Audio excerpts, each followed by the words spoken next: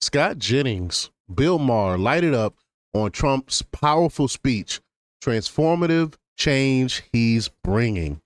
Wow, wow, wow. We're talking about peace. We're talking about war. We're talking about how the Republican Party is now the party of peace.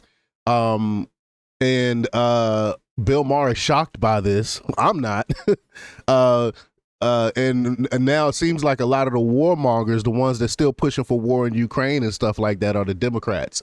So we're going to talk about it. We're going to play Trump's speech. We're going to hear what Bill Maher and Scott Jennings have to say about all of this. But before we get started, go ahead and hit that like button. Share this out so we can get this information out there. Subscribe if you're not already a subscriber. And hit that alarm bell so you know when I'm putting out new stuff. Also, check out my link tree in the description. It has a link to my Patreon. And that's where I talk about things that I can't talk about here. There's also a link to my Instagram and my X account, so follow me there as well. All right, so let's get into this news. Now, this comes from Red State, and they report that President Donald Trump gave a stirring speech in Saudi Arabia this week of what might be termed an outline of the Trump doctrine, a revival of peace through strength, but recognizing that you don't always have to be interventionalists. Which that's my belief. Sometimes we just need to mind our own business. We need to stay out of it. The world problems aren't always our problems. I mean, America can't be expected to fix everything. But let's play this speech from Trump. Here we go. Before our eyes, a new generation of leaders is transcending the ancient conflicts of tired divisions of the past and forging a future where the Middle East is defined by commerce, not chaos, where it exports technology, not terrorism, and where people of different nations, religions, and creeds are building cities together, not bombing each other out of existence. We don't want that. Right. I will add that we were the purveyors of a lot of that. I mean, look what happened in Syria. We went in and destroyed Syria. Look at Libya. We went in and destroyed Libya. A lot of this was the powerful elitists that benefit from war is pushing this thing, and the average person is sick and tired of it.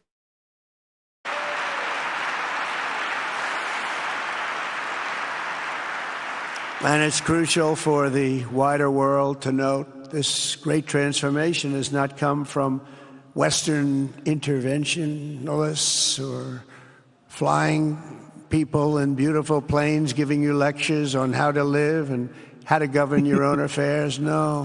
Who's that? That's the WEF. That's the Swabs of the world. What's his name? Klaus Swabs of the world, and Al Gore's flying around on their private jet, telling you how to live, telling you need to eat fake meat and stuff while they're living the luxury life, flying around on private jets, destroying the planet, and saying that you're doing it. The gleaming marvels of Riyadh and Abu Dhabi were not created by the so-called nation builders, neocons, or liberal nonprofits like those who spent trillions and trillions of dollars failing to develop Kabul, Baghdad, so many other cities. Instead, the birth of a modern Middle East has been brought by the people of the region themselves, the people that are right here, the people that have lived here all their lives, developing your own sovereign countries, pursuing your own unique visions and charting your own destinies in your own way. It's really incredible what you've done. In the end, the so-called nation builders wrecked far more nations than they built, and the interventionalists were intervening in complex societies that they did not even understand themselves. They told you how to do it, but they had no idea how to do it themselves. Right. That's because they don't really care. They just want to. It's about making money, destroying these places and making money. In that, you can see how ridiculous the dictator talk about Trump is. He's the man of the Abraham Accords who brought more peace in the Middle East, who's trying even now to bring peace to Ukraine. But he's also the guy who will act with strength and take out people who attack us. He will put America first. Who was the one that said, speak softly but carry a big stick? I can't remember that president's name. But how unique was that speech. Even Bill Maher thought it was a radically different take on HBO's real-time show on Friday, which included guest Scott Jennings. So let's play this. It says, warning for graphic language. Y'all know how I feel about that. I try not to curse that much on my platform, but it is what it is. So it's going to be some cursing here. They say, here we go. Now we have the Trump doctrine, which is, I think, as much of a departure as any doctrine a president has ever promulgated. Because what he is saying is, and I'll give you some of the quotes, is in the end, the so-called nation builders wrecked far more nations than they built. This is his speech in Riyadh. It's a fact. Interventionists were intervening in complex societies that they did not even understand. Now, I got to say, this is something people on the left said about Vietnam. Yep. Societies we did not even understand. We said it about Iraq. What happened to the left? They have become the warmongers now. They are the ones that's pushing this Ukraine stuff. I mean, there's some neocons too. I can't leave out the neocons. So you know the Lindsey Grahams and such. But remember, the Democrats used to be for peace. Whatever happened to that? What are we doing here? Something about the Republican doctrine that is fascinating to me. I've been in the party for 25 years, working in it. We've always been war and peace. I think Trump has changed it to peace and war. He talks about peace more than he talks about war. He's still hawkish enough to bomb people that need to be bombed, like the Houthi rebels.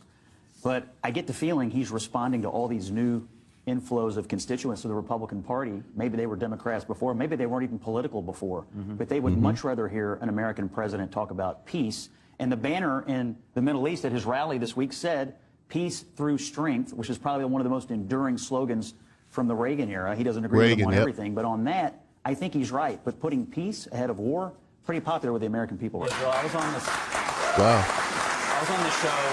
Bill Maher crowd clapping. Wow. But Jennings then went on to say how we, the Republicans, had always been war and peace, that Trump had changed it to peace and war, right? Jennings spoke about breaking up the D.C. concentration to put the workers into the middle of the country so they would have a better understanding. I agree. I'm so glad that they're moving some of these beltway idiots out to middle America and see how the average American have to live. They get outside of that DC bubble for once. I love the idea. Let's play that clip here. It wouldn't bother me in the slightest if the Agriculture Department was in Iowa and the Department of Homeland Security was somewhere. I mean, you know, Washington, there's a concentration of people there who only talk to each other. They live in this little bubble. And I think the longer you're in it, the less you have in common with regular Americans. You put some of those government workers out in the middle of the country, they might have a little bit better understanding of how people are feeling about how their government's operating. Do you work out of Washington? Absolutely. I live in Kentucky. But you contribute to CNN out of Kentucky? Yep, I get up on Mondays, I fly to New York, I do shows there, I come down on the train, and then I go home to Kentucky at the end of the week, and my house is just outside of Louisville. Sounds like you're running. All right, thank you. Sounds like you're ready. I honestly hope that Scott Jennings does not run. I love him. We need him on places like CNN, and we need him in places like Bill Maher, real time, because we need that sensible voice. I think it would be a huge loss to the Republican Party, a huge loss for conservatives if he actually run and go back to DC. So I hope he stay where he's at. But that's also got a lot of cheers, what he just stated. Peace through strength and getting more in touch with what Americans want. It's hard to argue with that as a doctrine. I love it. I love Trump's international doctrine, peace through strength. But y'all let me know what y'all think about this. Leave y'all comments down below. Like, share, and subscribe. And check out jjthepsychotherapist.com for the latest in news. Until next time, peace.